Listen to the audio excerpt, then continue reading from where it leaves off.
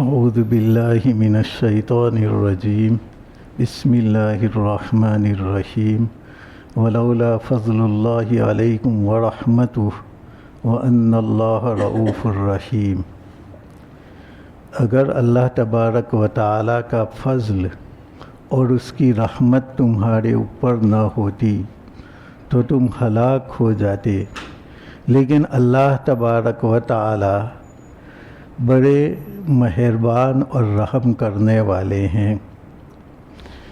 آیت کریمہ میں اللہ تبارک و تعالیٰ نے فرمایا کہ تم نے جو تہمت لگائی عائشہ صدیقہ رضی اللہ تعالیٰ عنہا کے اوپر، یہ تہمت لگانا بہت بھاری چیز تھی، لیکن اللہ تبارک و تعالیٰ نے اپنے فضل و کرم سے اور اپنی رحمت سے تم پر توبہ کا دروازہ کھول دیا، ورنہ اگر اللہ تبارک و تعالیٰ تمہاری توبہ کو قبول نہ کرتا یا تم کو توبہ کی توفیق نہ دیتا تو تم تمام کے تمام عائشہ صدیقہ رضی اللہ تعالیٰ عنہا پر تہمت ڈالنے کی بنا پر تم تمام کے تمام ہلاک ہو جاتے اور تم جڑ سے اکھڑ جاتے، لیکن ایک تو اللہ تبارک و تعالیٰ کی توفیق ہوئی اور پھر تمہاری توبہ کو قبول کیا، اس کی بنا پر اللہ تبارک و تعالیٰ نے تمہیں معاف کر دیا۔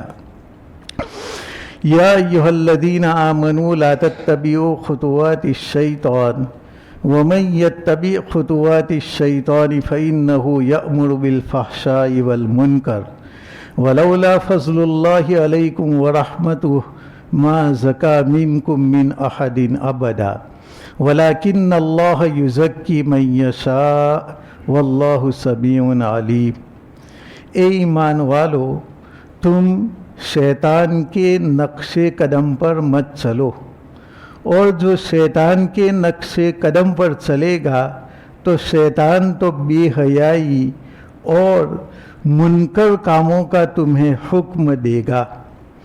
اس آیت کریمہ میں اللہ تبارک و تعالیٰ نے فرمایا کہ شیطان ہمیشہ تمہیں بری راہ دکھاتا ہے۔ تم کوئی نیک کام کرنا چاہتے ہو تو شیطان اس کے اندر وسوسہ ڈالتا ہے اور اس نیک کام سے تمہیں روکتا ہے۔ پہلے تو کہتا ہے کہ تمہارا اخلاص نہیں ہے اس کام کے اندر، اس لیے تمہارا یہ کام قبول نہیں ہوگا۔ بندہ اس کے اوپر مداومت کرتا ہے تو پھر اخلاص کے ساتھ کام کرنے لگتا ہے تو شیطان پھر وسوسہ ڈالتا ہے کہ اس کے اندر تو ریاکاری ہے، تو دوسروں کو دکھانے کے لیے کام کرتا ہے۔ اس طریقے سے وہ ہمیں کام کرنے سے روکتا ہے۔ ہم صدقات اور خیرات کرنا چاہتے ہیں تو الشیطان یعیدکم الفقر، شیطان تم سے فقر کا وعدہ کرتا ہے کہ تم خرچ کر ڈالو گے تو پھر تمہارے لیے کیا رہے گا؟ تم فقیروں پر، اپنے رشتہ داروں کے اوپر اور تم مصارف کے اوپر خرچ کرو گے تو تمہاری بیوی اور بچے بھوکے رہ جائیں گے، تمہارے گھر میں کھانے کے لیے نہیں رہے گا، تم کیا کرو گے؟ اور پھر بھی بندہ جب خرچ کرنے لگتا ہے تو شیطان ریاکاری کا وسوسہ ڈالتا ہے کہ یہ تو تو نے لوگوں کو دکھلانے کے لیے کیا، اس لیے تیرا کام قابل قبول نہیں ہے۔ تو اللہ تبارک و تعالیٰ نے فرمایا کہ تم شیطان کے نقش قدم پر مت چلو، تم جو بھی کام کرو اللہ تبارک و تعالیٰ کے لیے کرو۔ کسی پر خرچ کرو تو اللہ تبارک و تعالیٰ کے لیے، کوئی نیک کام کرو تو اللہ تبارک و تعالیٰ کے لیے تم نیک کام کرو، اور دل میں کسی قسم کا وسوسہ نہ آنے دو، اور وسوسہ آئے تو اللہ تبارک و تعالیٰ کی پناہ مانگو۔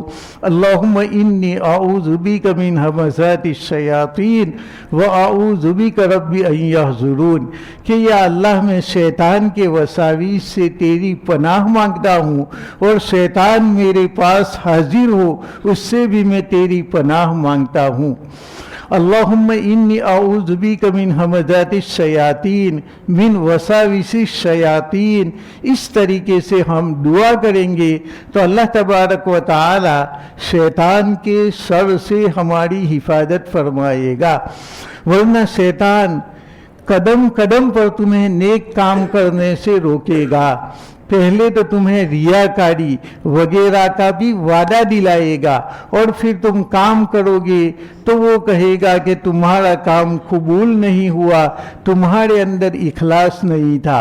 नमाज तुम पढ़ोगे तो वो तुम्हें वसवसा डालेगा कि तुम्हारी नमाज अल्लाह के लिए नहीं हुई, तुम तो मखलूक को दिखाने के लिए पढ़ रहे हो, तुम्हारी नमाज लोगों को दिखाने के लिए है, तुम्हारी नमाज के अंदर रियाकारी है, तुम्हारा वुजू बराबर नहीं हुआ। यहाँ तक कि हम सलाम फेरते हैं तो क्या कहेगा कि तेरा वुजू ही बराबर नहीं था, तो नमाज कैसे बराबर होगी। इन तमाम चीज़ों के ऊपर हमें तवज्जो नहीं देना है। हमें वुजू करते वक्त ध्यान देना है, ध्यान से हम वुजू करेंगे, सुन्नत के मुताबिक वुजू करेंगे। इसके बाद भी कोई शैतान वसवसा डाले कि तेरा वुजू नहीं हुआ, तो हम कहेंगे कि हाँ नहीं हुआ, तुझे कबूल नहीं करना है, ये वुजू तो मेरा अल्लाह कबूल करेगा और मैंने अल्लाह के लिए वुजू किया है, अल्लाह मेरा वुजू भी कबूल करेगा, अल्लाह मेरी नमाज भी कबूल करेगा। तेरे ऊपर मेरे किसी अमल का दारो मदार नहीं है। इसलिए शैतानी वसावीस से हमेशा पनाह मांगे और किसी भी शैतान के वसवसे में आकर के अपनी इबादत को न छोड़े, वरना वो तुमको कोई भी इबादत नहीं करने देगा, न सदका करने देगा, न नमाज पढ़ने देगा, न रोजा तुम्हें रखने देगा, न तिलावत तुम्हें करने देगा। इसलिए अल्लाह तबारक व तआला ने फरमाया कि तुम्हें तिलावत से पहले भी औज़ु बिल्लाहि मिनश शैतानिर रजीम पढ़ना है। हर काम से पहले तुम शैतान से अल्लाह की पनाह मांगो। जब अल्लाह तबारक व तआला की पनाह के अंदर तुम आ जाओगे तो इस सूरत के अंदर शैतान तुम्हारा कुछ भी नहीं बिगाड़ सकता। शैतान वसावीस भी डाले तो इसके वसावीस की जानिब ध्यान मत दो, बल्कि अल्लाह तबारक व तआला की जानिब तुम कामिल तवज्जो रखो और अल्लाह तबारक व तआला ही के लिए तुम नमाज पढ़ो। और शैतान वसावीस डाले तो तुम दिल के अंदर ये कह दो कि भले मेरी नमाज कबूल नहीं हुई, तुझे नमाज कबूल नहीं करना है, मेरी नमाज तो अल्लाह तबारक व तआला कबूल करने वाला है। तो अल्लाह तबारक व तआला फरमाते हैं कि तुम शैतान के नक्शे कदम पर मत चलो। तुमने जब भी किसी नेक काम का इरादा किया तो शैतान इसके अंदर दखल देगा, उसके अंदर खलल डालेगा, लेकिन तुम शैतान की जानिब तवज्जो मत दो। हाईवे के ऊपर हमारी गाड़ी जाती है तो बहुत सारी गाड़ियां जाती है, लेकिन हमें अपनी गाड़ी को बचा करके जाना है।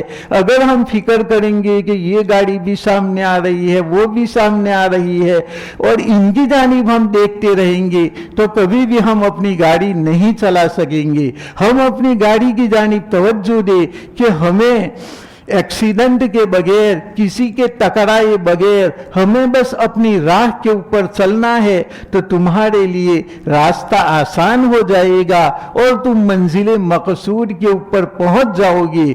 वरना दूसरी गाड़ियों को देखते रहोगे तो ऐसी सूरत में तुम मुतहय्यर रह जाओगे, आगे तुम्हारी गाड़ी भी नहीं चला सकोगे।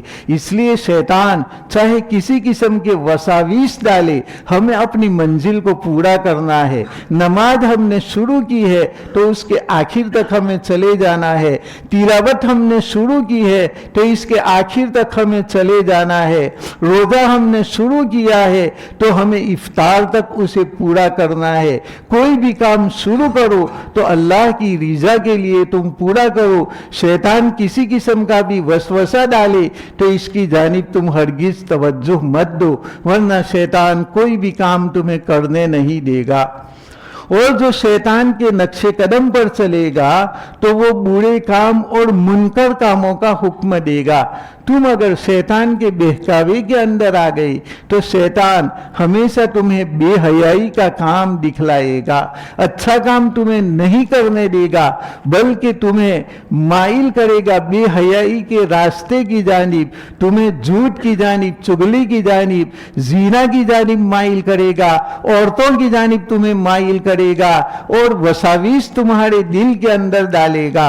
इसलिए अल्लाह तबारक व तआला का जो हुक्म है कि कुल लिल मुमिनीन यगुज़्ज़ु मिन अबसारिहिम, जब कोई औरत सामने से आए तो ए मोमिन मर्दों तुम अपनी निगाह को झुका लो, तो तुम्हें अल्लाह के हुक्म के मुताबिक निगाह को झुका लेना है, दिल के अंदर बुरे वसाविस नहीं आने देना है और खुद ब खुद ख्यालात आ जाते हैं तो ये अल्लाह तबारक व तआला के नज़दीक माफ़ है। इसलिए कि शैतान उसी डाली के ऊपर पत्थर डालता है जिसके ऊपर फल हुआ करते हैं। शैतान नमाजों के अंदर वसवसे डालता है, इसलिए कि हमारी नमाजों के अंदर रूहानियत है।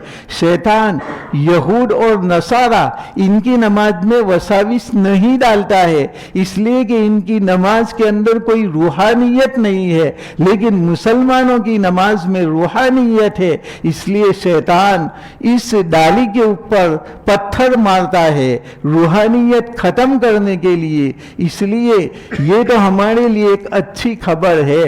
आप सल्लल्लाहु अलैहि वसल्लम से सहाबाए किराम ने कहा कि या रसूल अल्लाह, कभी हमारे दिलों में ऐसे ख्यालात आते हैं कि इन ख्यालात को हम बयान करें तो हम काफिर बन जाए, ऐसे बुरे बुरे वसाविस हमारे दिल के अंदर आते हैं। आप सल्लल्लाहु अलैहि वसल्लम ने पूछा कि क्या तुमने इन ख्यालात को पाया? तो कहा कि हाँ। तो फिर तुमने क्या किया? कहा कि हमने इसको अपने दिल से झटकने की कोशिश की। तो फरमाया कि यही तो पक्का ईमान है कि शैतान के जो वसाविस है इनको तुम झटक देते हो, इनको तुम अपने दिल के अंदर जमाते नहीं हो और उसको अपनी जबान के ऊपर लाना तुम कुफ्र ख्याल करते हो। तो इतनी बड़ी चीज का तुम्हारे दिल के अंदर आना ये तुम्हारे ईमान की अलामत है। तो वसाविस हमेशा मुसलमानों को आएंगे, काफिरों को नहीं आएंगे, इसलिए कि मुसलमान अच्छे इरादे करता है तो इसके ऊपर ये वसवसा डालता है। तो ये वसवसों का आना ये बुरा नहीं है, अलबत्ता इसको दिल के अंदर जमाना और उसको दिल के अंदर जगह देना ये बुरी चीज है। शैतानी वसाविस को झटक देना चाहिए और उससे अल्लाह की पनाह मांगनी चाहिए कि या अल्लाह मैं तेरी पनाह मांगता हूँ, जो मुझे बुरे ख्यालात आ रहे हैं जीना के मुतालिक, औरतों के मुतालिक, चोरी के मुतालिक, गीबत के मुतालिक जो मुझे वसाविस आ रहे हैं, या अल्लाह मैं उससे तेरी पनाह मांग रहा हूँ। तो इससे अल्लाह तबारक व तआला खुश होते हैं और शैतान नाराज होता है। शैतान का तो काम ही है कि वो बेहयाई और मुनकर कामों का हुक्म दे, लेकिन तुम्हें उसको अपने दिल के अंदर पनपना नहीं है, जगह नहीं देना है, उसको दिल से झटक देना है।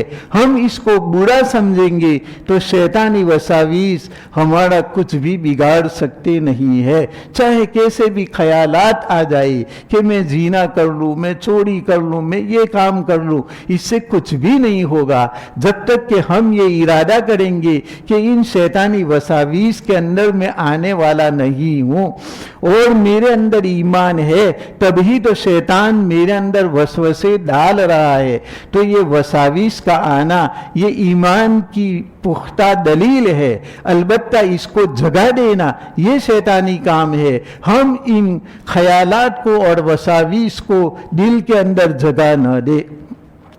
वलौला फज़लुल्लाहि अलैकुम व रहमतुहु, अगर अल्लाह का फजल और रहमत न होती तो तुम में से कोई पाक न होता। اللہ تبارک و تعالی فرماتے ہیں کہ میں نے مومنوں کے اوپر جو مجھ پر ایمان لاتے ہیں اور جو پختہ ارادہ کرتے ہیں ایمان پر رہنے کا، ان کے اوپر فضل و کرم فرمایا۔ اگر یہ فضل و کرم نہ ہوتا تو تم میں سے کوئی بھی پاک نہ ہوتا، تم دل سے شیطان کے پیچھے لگ جاتے اور تم دل سے اسے پسند کرنے لگتے۔ لیکن یہ اللہ تبارک و تعالی کا فضل و کرم ہے کہ مومنوں کے دل کو اللہ تبارک و تعالی نے گناہ کے متعلق نفرت دلائی اور وہ گناہ سے تباہ نفرت کرتا ہے، ان وساویس کو وہ دور کرتا ہے۔ اس کو ہم اللہ کا فضل مانے، اللہ کی رحمت مانے، ہم اپنی کسی بزرگی کو نہ مانے کہ یہ تو میں بہت بڑا ہوں، نہیں، اللہ کے کرم کو مانے، ورنہ شیطان ہمیشہ برے کام کے اوپر لگا دیتا ہے۔ ایک مرتبہ عبد القادر جیلانی رحمت اللہ علیہ وہ پیاسے تھے اور اتنے کے اندر بدلی آئی اور بدلی سے پانی نکلا اور انہوں نے پانی پیا اور الحمدللہ انہوں نے کہا کہ یہ اللہ تبارک و تعالی کا شکر ہے۔ تو شیطان نے کہا کہ تیرے علم نے تجھ کو بچا لیا۔ تو عبد القادر جیلانی رحمت اللہ علیہ فرماتے ہیں کہ تو مجھے وسوسہ ڈال رہا ہے کہ مجھے میرے علم نے بچایا، مجھے میرے علم نے نہیں بلکہ مجھے میرے اللہ نے بچایا۔ تو ہم اللہ تبارک و تعالی نے بچایا، اس کے اوپر ایمان رکھے، ورنہ ہمارا علم اور ہماری تدبیر کچھ بھی کام آنے والی نہیں ہے۔ علم بھی ہم کو تکبر تک لے جاتا ہے، بلکہ علم الہی ہو وہی ہمیں سیدھی راہ دکھائے گا۔ خلاف پیمبر کسی راہ گزیر کہ ہرگز بمنزل نہ خواہد رسید، کہ اللہ کے رسول کا جو طریقہ ہے، اس رسول صلی اللہ علیہ وسلم کے طریقے کے خلاف تم چلو گے تو ہرگز تم منزل کو نہیں پا سکو گے۔ تو ہم اپنے علم پر بھروسہ نہ کریں، ہم اپنی تدابیر کے اوپر بھروسہ نہ کریں، بلکہ ہم اس کو اللہ کا فضل و کرم سمجھے کہ اللہ تبارک و تعالیٰ کا یہ فضل و کرم ہے کہ اللہ تبارک و تعالیٰ نے مجھے شیطانی کام سے بچا لیا۔ ورنہ تم صدقہ کرو گے تو وہ تو فقر کا وعدہ کرے گا کہ ہمارے پاس کیا رہے گا، پھر بھی اللہ پر بھروسہ کر کے تم نے خرچ کر دیا تو تمہارے اندر ریاکاری ڈال دے گا کہ تو نے بہت اچھا کام کیا۔ اس طریقے سے ریاکاری ڈالے گا، کسی طریقے سے تمہارے کام کو برباد کرنا چاہے گا۔ لیکن ہمیں نہ تو فقر سے ڈرنا ہے، نہ ہمیں ریاکاری کرنا ہے کہ ہمارا دینا یہ بھی اللہ کے لیے ہے، ہمارا روکنا یہ بھی اللہ کے لیے ہے، ہمارا نماز پڑھنا، ہمارا روزہ رکھنا سب کچھ اللہ کے لیے ہے۔ ان صلاتی و نسکی و محیای و مماتی للہ رب العالمین، کہ میری نماز، میرے تمام ارکان اور میرا جینا اور میرا مرنا تمام کا تمام اللہ رب العالمین کے لیے ہیں۔ تو ہم شیطان کے نقش قدم پر نہ چلے اور کوئی بھی کام ہو تو اس میں شیطانی وساویس سے پناہ مانگے، اور اس سے پناہ مل گئی تو اس کو اللہ تبارک و تعالیٰ کا فضل و کرم سمجھے۔ اگر اللہ کا فضل اور اس کی رحمت نہ ہوتی تو تم میں سے کوئی بھی پاک نہ ہوتا، لیکن اللہ تبارک و تعالیٰ جس کو چاہے اس کو پاک کرتا ہے۔ تو اللہ تبارک و تعالی ولیکن اللہ یزکی من یشاء، پاک کرنے والا اللہ تبارک و تعالی ہے۔ پاک کرنے والا ہمارا علم نہیں ہے، پاک کرنے والا ہمارا دل نہیں ہے، بلکہ اللہ کا فضل و کرم ہے۔ تو اللہ تبارک و تعالی نے بتلایا کہ تم ہر صورت کے اندر اللہ کا شکر ادا کرو اور اللہ کے فضل و کرم کو تم مانو ہر حالت کے اندر، تو ہمیشہ تم سیدھی راہ کے اوپر چلو گے۔ واللہ سمیع علیم، اور اللہ تبارک و تعالی بڑے سننے والے اور بڑے جاننے والے ہیں۔ اللہ تبارک و تعالی تم دل سے دعا کرو گے تو تم تمام کی باتوں کو سننے والے ہیں، اور تمہارے دل کا کیا حال حال ہے؟ آیا تم تکبر کر رہے ہو یا تم اللہ کے سامنے گریہ و زاری کر رہے ہو؟ اللہ کے سامنے تم اخلاص کر رہے ہو؟ اللہ تبارک و تعالی اس کو خوب جاننے والا ہے۔ اس لیے اپنے احوال کو اللہ کے اوپر پیش کرو اور اپنے اندر تواضع، عاجزی اور اللہ تبارک و تعالی کے سامنے اس کے فضل و کرم کا اعتراف کرتے رہو تو اللہ تبارک و تعالی تمہیں سیدھی راہ بتلائے گا۔ وَلَا يَأْتَلِ أُولُو الْفَضْلِ مِنْكُمْ وَالسَّعَةِ أَنْ يُؤْتُوا أُولِي الْقُرْبَى وَالْمَسَاكِينَ وَالْمُهَاجِرِينَ فِي سَبِيلِ اللَّهِ، اور جو اولو الفضل ہے، فضل والے ہیں اور وسعت والے ہیں، وہ اس بات کی قسم نہ کھائے کہ اپنے رشتہ دار مسکینوں کو اور مہاجرین فی سبیل اللہ کو ہم کچھ نہیں دیں گے۔ جب اللہ تبارک و تعالی نے ماں عائشہ صدیقہ رضی اللہ تعالی عنہا کی براءت ظاہر کی تو حضرت صدیق اکبر رضی اللہ تعالی عنہ ان کے خالہ زاد بھائی مصطح، جنہوں نے عائشہ صدیقہ کے اوپر تہمت لگائی تھی، تو انہوں نے قسم کھا لی کہ خدا کی قسم میں اب ان کے اوپر کچھ خرچ نہیں کروں گا، حالانکہ وہ ان کے رشتہ دار تھے، مسکین تھے اور مکہ سے مدینہ انہوں نے ہجرت کی تھی۔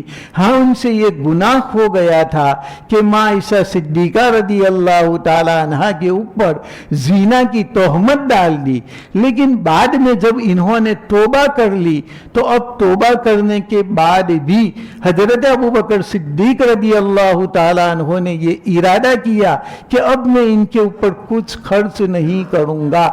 اسی طریقے سے بعض صحابہ کرام جن کے رشتہ داروں نے تہمت لگائی تھی، انہوں نے بھی قسم کھا لی کہ جھوٹی تہمت ماں عائشہ صدیقہ کے اوپر ڈالی تو اب ہم ان کے اوپر کچھ بھی خرچ نہیں کریں گے۔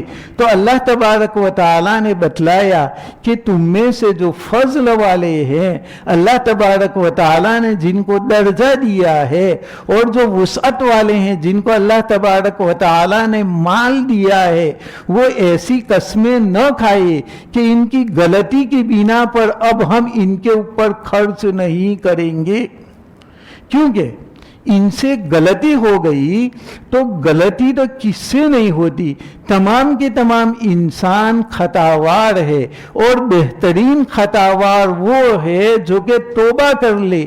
تو جب انہوں نے توبہ کر لی تو اب تمہیں یہ قسم نہیں کھانی چاہیے۔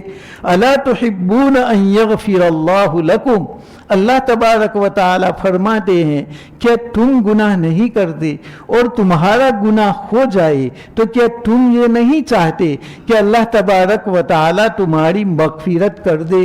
تو ان سے بھی گناہ ہو گیا ہے تو اب جو فضل اور علم والے ہیں اور جو مال اور وسعت والے ہیں ان کو یہ قسم نہ کھانی چاہیے۔ ہاں اس آیت کے نزول کے بعد بھی کوئی عائشہ صدیقہ رضی اللہ تعالی عنہا کے اوپر تہمت لگائے رکھتا ہے تو بلا شبہ اب یہ آدمی کافر ہے، کیونکہ یہ قرآن کی آیات کا منکر ہو گیا، بلا شبہ اس کو محروم کر دینا چاہیے۔ لیکن جیسے ہی یہ آیات نازل ہوئی اور ان سچے مسلمانوں نے توبہ کر لی تو توبہ کے بعد اب ہم نے ان کو بخش دیا، لہذا تمہیں بھی ان کا گناہ معاف کر دینا چاہیے اور صلہ رحمی کرنی چاہیے، اس لیے کہ صلہ رحمی سے زیادہ بڑھ کر کے کوئی چیز نہیں ہے۔ آپ صلی اللہ علیہ وسلم نے فرمایا کہ من یحب ان ینسأ لہ فی رزقہ، کہ جو آدمی یہ چاہے کہ اس کے رزق میں برکت ہو اور اس کی عمر کے اندر زیادتی ہو تو اس کو چاہیے کہ وہ صلہ رحمی کرے۔ جس کو بھی اپنی عمر میں زیادتی کرنا ہے اور اپنے مال کے اندر زیادتی کرنا ہے تو وہ صلہ رحمی کرے۔ اور صلہ رحمی کا معنی یہ ہے کہ اپنی رشتہ داری کو نبھائے۔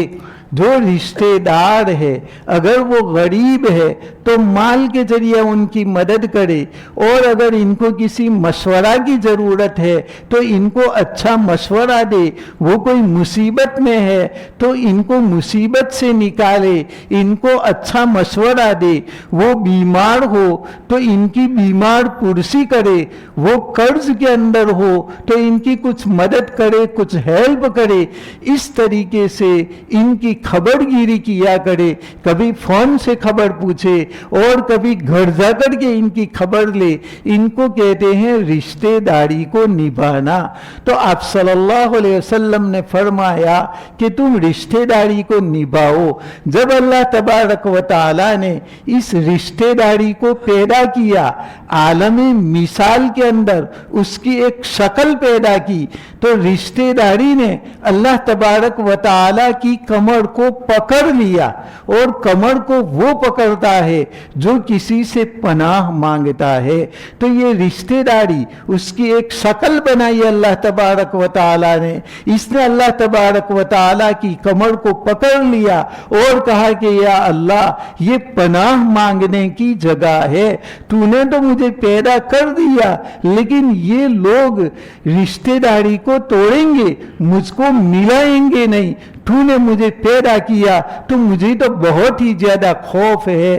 تو اللہ تبارک و تعالی نے فرمایا کہ کیا تو اس بات سے راضی نہیں ہے کہ جو تجھے ملائے گا میں اسے میری رحمت سے ملاؤں گا، اور جو تجھے توڑے گا میں اس کو اپنی رحمت سے توڑ دوں گا۔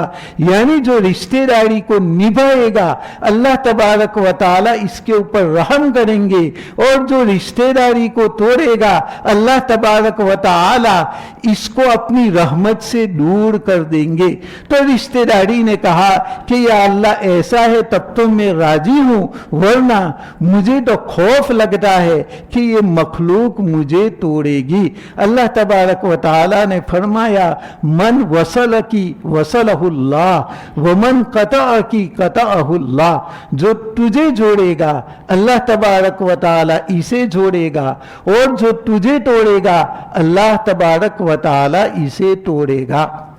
اور رشتے داری کو نبھانا اللہ تبارک و تعالی کو بہت زیادہ پسند ہے، اور اس میں سب سے زیادہ حسن سلوک کرنے کا حکم دیا ہے ماں باپ کے ساتھ۔ اللہ تبارک و تعالی نے جب اپنی عبادت کا حکم دیا وَقَضَىٰ رَبُّكَ أَلَّا تَعْبُدُوا إِلَّا إِيَّاهُ وَبِالْوَالِدَيْنِ إِحْسَانًا، کہ تم اللہ کی عبادت کرو اور والدین کے ساتھ حسن سلوک کرو۔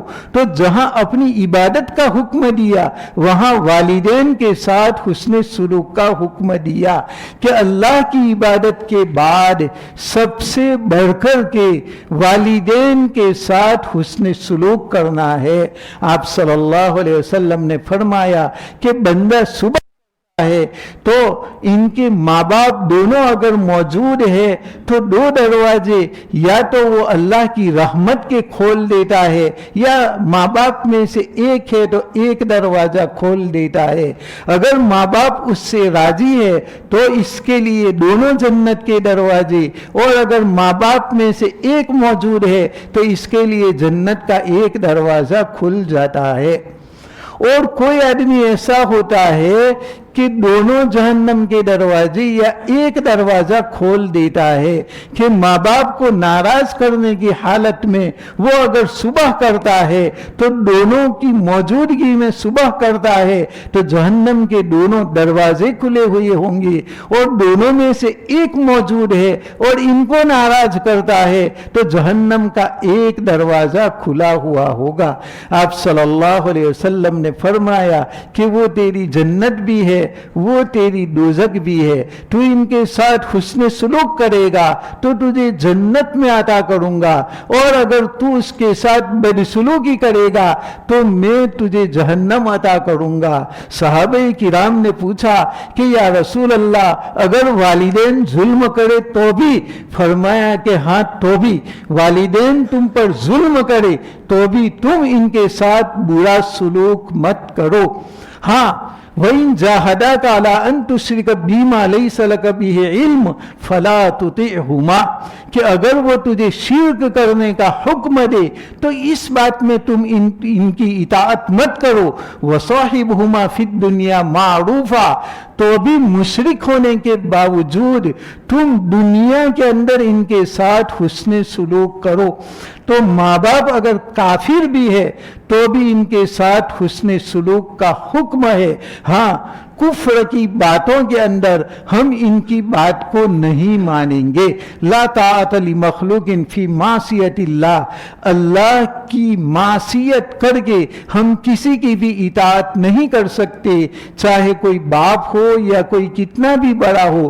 اللہ کی معصیت اس کی وجہ سے نہیں کریں گے، لیکن جب تک اطاعت کا حکم دے وہاں تک ہمیں ماں باپ کی بات کو ماننا ہے. اور آپ صلی اللہ علیہ وسلم نے فرمایا کہ رضا الرب فی رضا الوالدین و سخط الرب فی سخط الوالدین.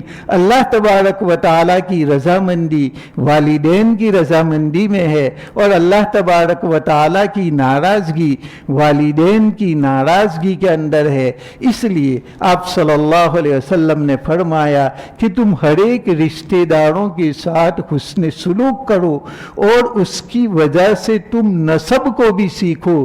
تم اپنے باپ کے نام کو جانو، دادا پردادا اور پردادا کے باپ دادا پردادا ان کے ناموں کو جانو، ان کی اولاد کو جانو، اور یہ پردادا کے پردادا کی اولاد ان کو بھی تم جانو.